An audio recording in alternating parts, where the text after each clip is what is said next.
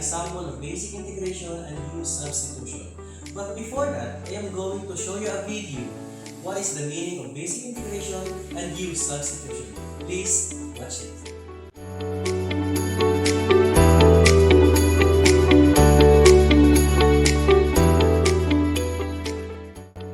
And these are the two examples of basic integration. Example number 1. The integral of 1 over x squared times dx is equals to the integral of x raised to negative 2 times dx. Why negative 2? It is simply because from the bottom, when we transpose this to the top, we will change the sign. So, here it goes. X negative 2 plus 1 all over negative 2 plus 1 plus c. So, why is it that there is a plus 1 here? It's simply because of the power rule. So, when we apply the power rule, we're going to add 1 from the top and then from the bottom. So, x negative 2 plus 1 is equals to negative 1 since negative 2 is bigger than 1. Same as the denominator, plus c. So, it is x. Since x has a exponent of negative 1, we will put it to the bottom to make it positive. So, it is equals to negative 1 all over x plus c. Example number 2. The integral of cube root of x times dx. When you say cube root of x, it is the same as the integral of x raised to 1/3 times dx. So here, we're going to apply the power rule. So x raised to 1/3 plus 1 all over 1/3 plus 1 plus c. So 1/3 plus 1 is equals to 1/3 plus 1. 3 times 1, 3 divided by 1 is plus 4 over 3. So 4 over 3, x raised to 4 over 3 all over 4 over 3 plus c. So the denominator will put it here, so to make it 3 over 4, x raised to 4 over 3 plus c. And this is the answer. And these are the example of u substitution. First example.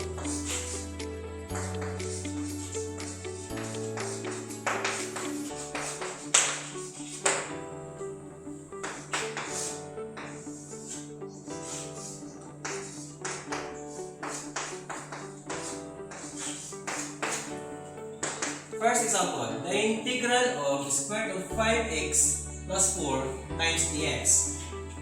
So, we were going to let u is equals to 5x plus 4. And to find the du, it is simply 5 dx. 4 is constant. And then, to find dx, it is simply 1 over 5.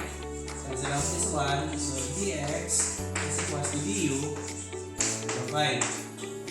Okay, copy the integral sign, copy the square root sign, and we will replace this 5x plus 4 by u. And then dx is replaced by du over 5. Okay, so we'll put this outside the integral. It's 1/5 since it is in the denominator.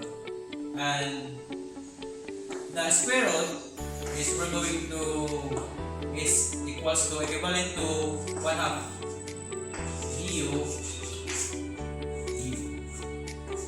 It's 1/5 times we'll apply the power rule. So u 1/2 u raised to the power of 1/2 plus 1 all over to 1/2 plus 1 plus c. So 1/2 times u 1/2 plus 1 is equals to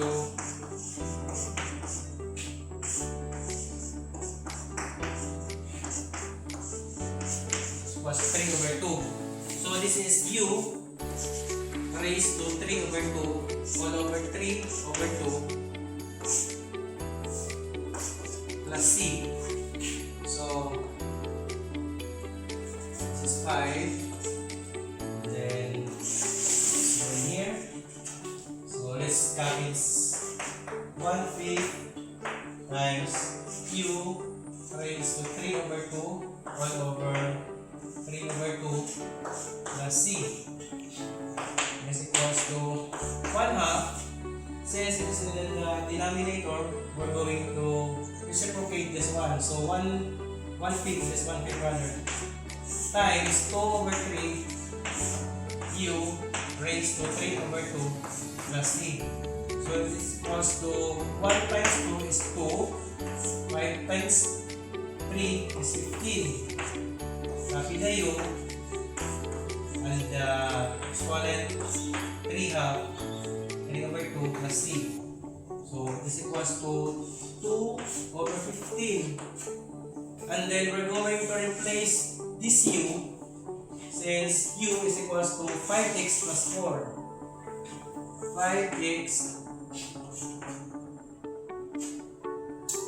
plus 4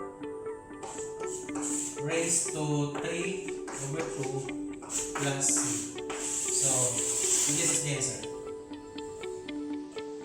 And here's the second example of u substitution. Example number 2. The integral of x cubed all over 2 plus x raised to the 4th power close to the parenthesis squared times dx. So first we're going to let u equals to 2 plus x raised to the 4th power, and then u is equals to this constant. This is 4x cubed dx. And then to find the dx, it's simply over 4x3 and 4x cubed. Cancel out the dx equals to du over 4x raised to the 3rd power.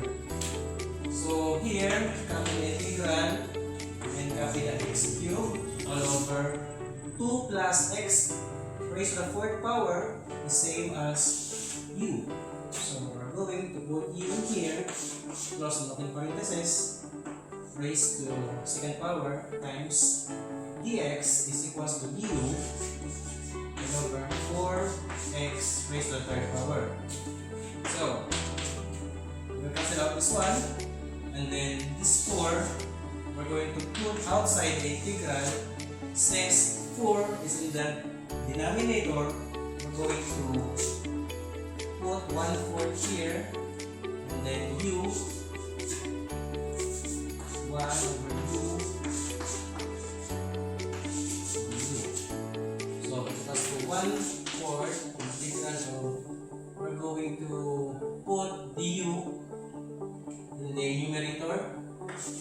So we'll make negative 2 plus c plus du rather. So it equals to 1/4 times, we use the power rule. So u negative 2 plus 1 all over negative 2 plus 1 plus c. So we're going to erase this one here. So copy the 1/4 times negative 2 plus 1 is equals to negative 1. Since negative 2 is greater than 1, all over negative 1 plus c. So it equals to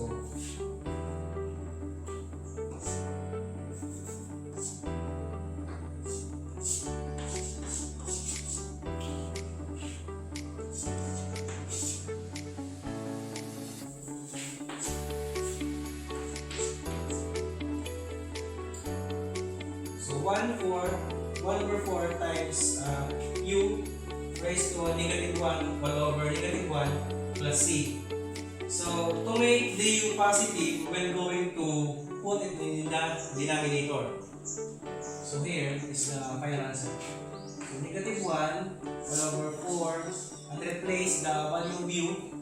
Since U is equals to 2 plus X, 2 plus X raised to the 4th power